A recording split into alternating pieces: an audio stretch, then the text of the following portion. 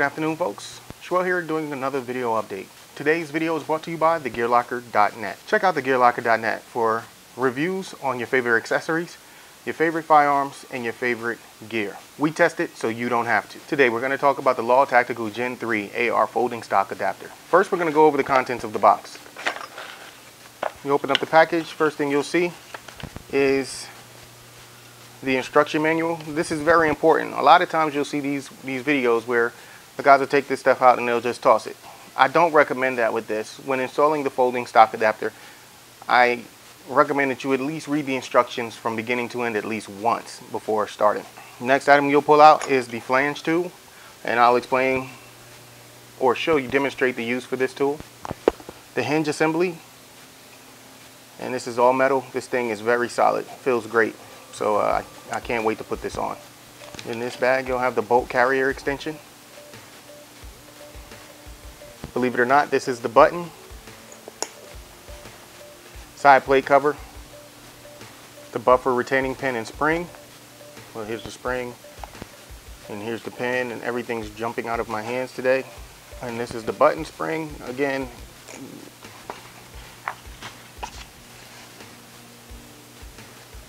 And the hex screw for the button. So we'll go over all of those parts and we'll assemble all of those. Again, all of these parts are listed in the parts list on the instruction manual, so you'll be able to go through and make sure that you have everything. Again, I can't say this enough, read the instruction manual at least one time before attempting to assemble.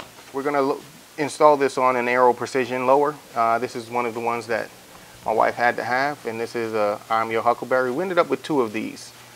One of them was a gift from the folks at Teal Blue Bravo, and the other we ended up ordering ourselves. But as you can see, there's already a Geissele trigger installed, and what we're going to be doing with this build is we're going to be doing a pistol. Alright, so here's a pistol buffer tube from Midwest Industries. This was also provided to thegearlocker.net, and we're going to make the best of it.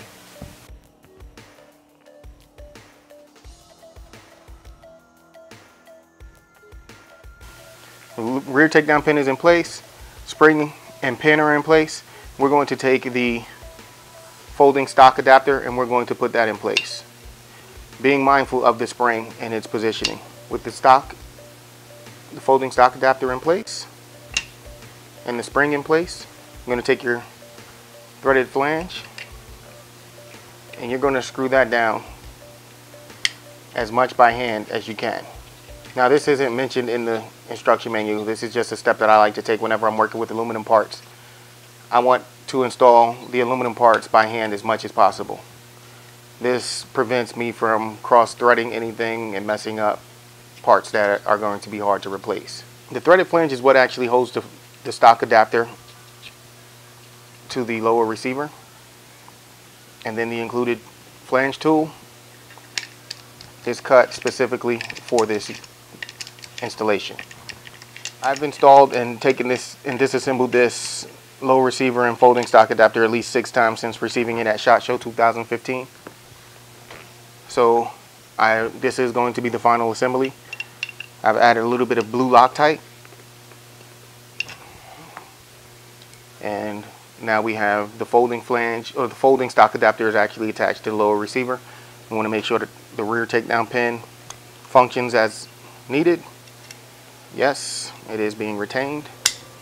And that's going to be a little stiff if you're using brand new parts like I am. Okay, now once you have this in place, you want to go ahead and fold the stock adapter and close it.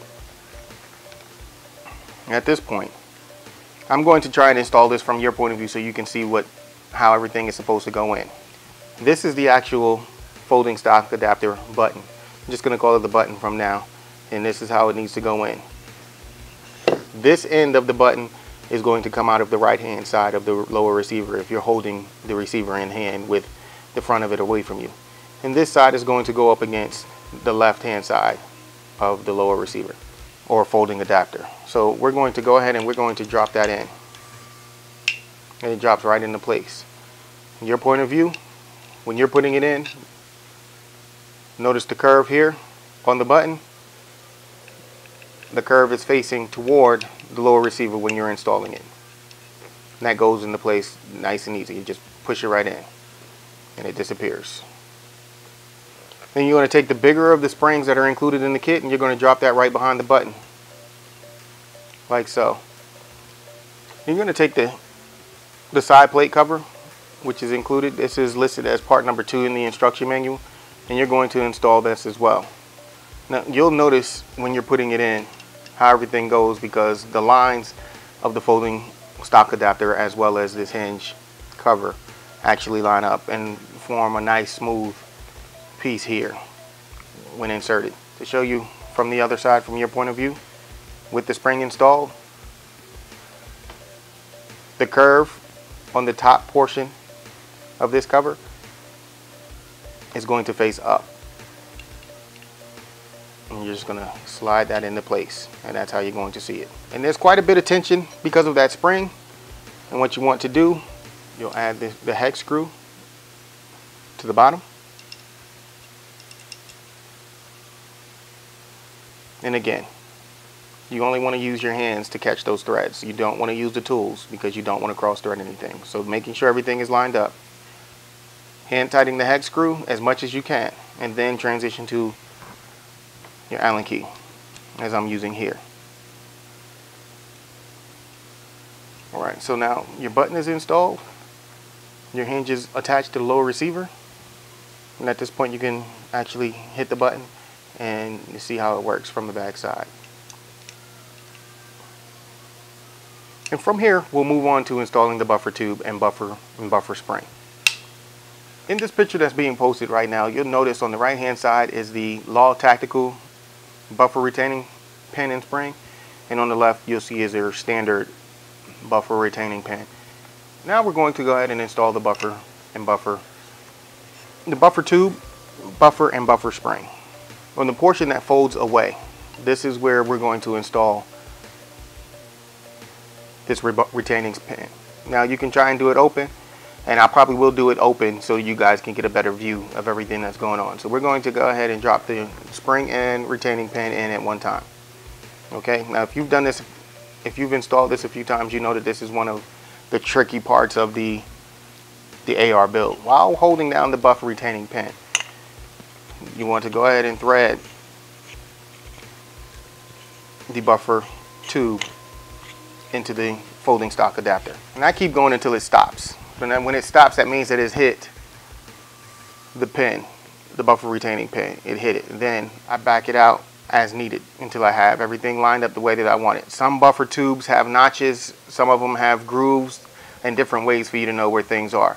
On this buffer, or this pistol buffer, it has Midwest Industries initials stamped on the top. So that's what I want to line up with the top of the receiver. So once I get that in place, I know that's where I can back it out to where I need it to be. At that point,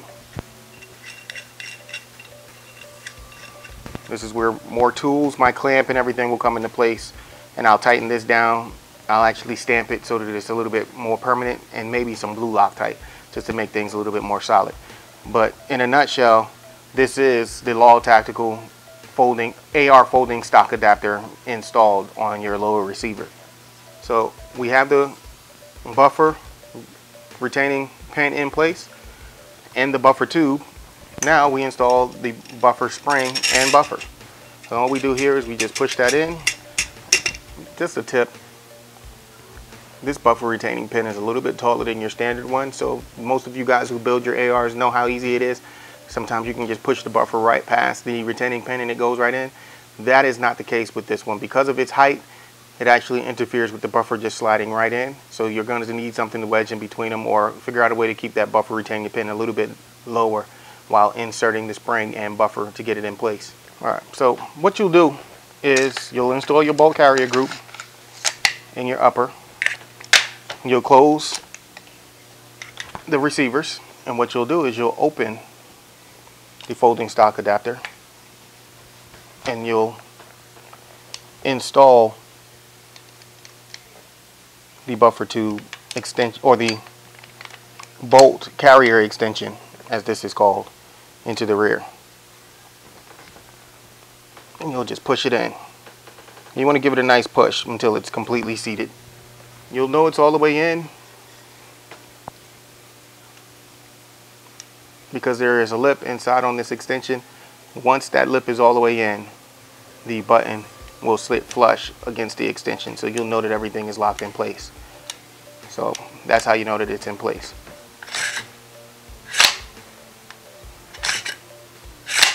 And with that, everything is pretty much done, folks.